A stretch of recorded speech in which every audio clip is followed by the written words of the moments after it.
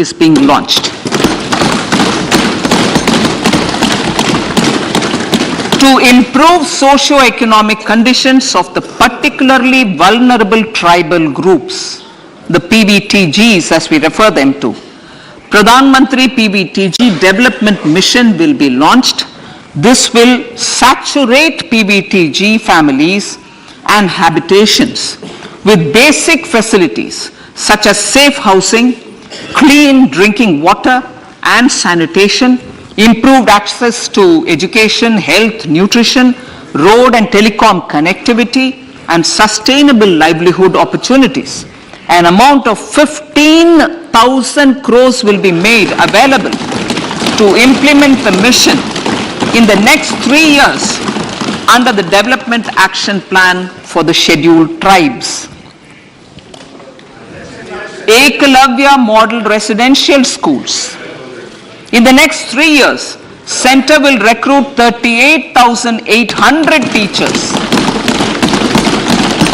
and support staff for the 740 Ekalavya Model Residential Schools, which is serving 3.5 lakh tribal students.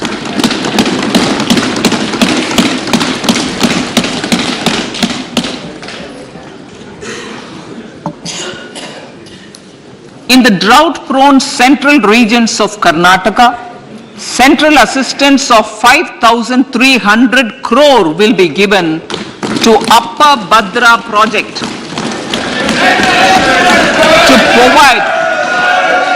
to provide sustainable micro irrigation and filling up of surface tanks for drinking water. PM Awas Yojana. The outlay for PM Awas Yojana is being enhanced by 66% to over 79,000 crores.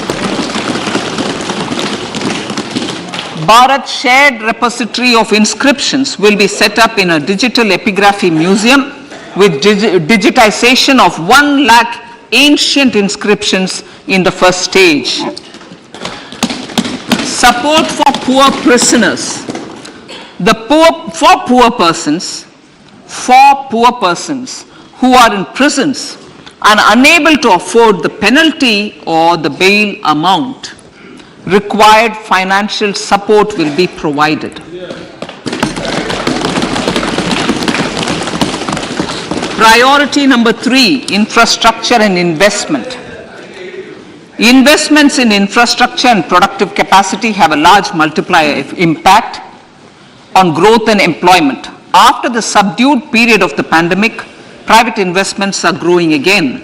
The budget takes the lead once again to ramp up the virtuous cycle of investment and job creation.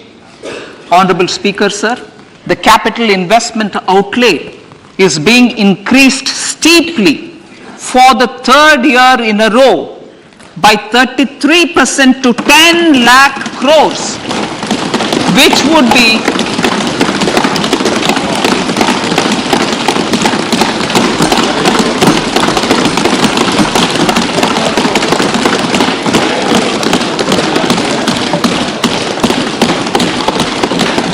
which would be 3.3% of GDP.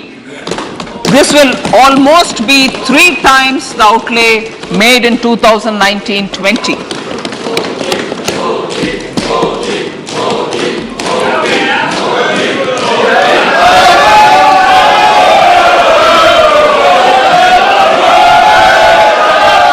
This substantial increase in recent years is central to the government's efforts to enhance growth potential and job creation, crowd in private investments, and provide a cushion against global headwinds. The direct capital investment by the center is complemented by the provision made for creation of capital assets through grants and aids to state. The effective capital expenditure of the center is budgeted at 13.7 lakh crore rupees, which will be 4.5% of GDP. Support to state governments for capital investment. I have decided to continue the 50-year interest-free loan to state governments for one more year to spur investment in infrastructure and to incentivize them for complementary policies actions with a significantly enhanced outlay of 1.3 lakh crores. The newly established Infrastructure Finance Secretariat will assist all stakeholders for more private investment in infrastructure, including railways, roads, urban infrastructure and power, which are predominantly depend on public resources. The harmonized master list of infrastructure will be reviewed by an expert committee for recommending the classification and financing framework suitable for Amrit Kal. A capital outlay, I'm talking about railways now, sir, Honorable Speaker, railways. A capital outlay of 2.40 lakh crores has been provided for the railways. This is the highest ever outlay this highest ever outlay is about 9 times the outlay made in 2013-14.